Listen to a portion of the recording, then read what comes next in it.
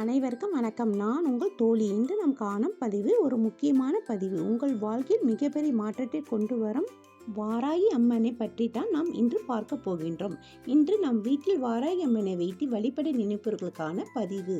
நாம் வாராகி அம்மனை வீட்டில் வைத்து வழிபடலாமா வேண்டாமா என்று நினைப்பவர்களுக்கும் வாராகி அம்மன் காட்டும் அறிகுறி என்ன என்று பார்ப்போம்.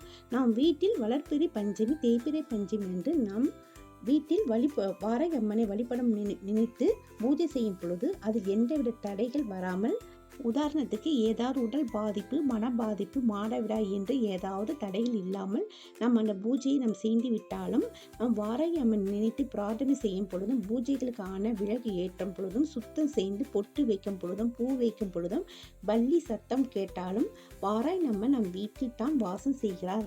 நம் வாராகி அம்மனை வழிபடுவதால் பயம், பதட்டம், கவலை, சோர்வு எல்லாம் நம்மை விட்டு நீங்கி தைரியம், தன்னம்பிக்கை, தெளிவு பிறக்கும்.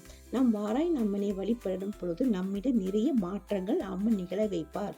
நாம் ஏதாவது ஒரு பிரச்சனை இருக்கும் பொழுது, நம்மால் என்ன செய்வது என்று ஒரு குழப்பத்தில் இருக்கும் பொழுது, நம் வாராகி அம்மனை நினைத்து ஒரு தீபம் ஏற்றுவதால் வந்த பிரச்சனை யாவும் விலகிவிடும். நம் கஷ்டத்தில் நமக்கு வழிகாட்டி நம்மை நல்வழியில் கொண்டு செல்வார் வாராகி அம்மன். மனதார வேண்டிக் கொள்பவர்கள் அம்மன் கைவிட மாட்டார்கள். நன்றி.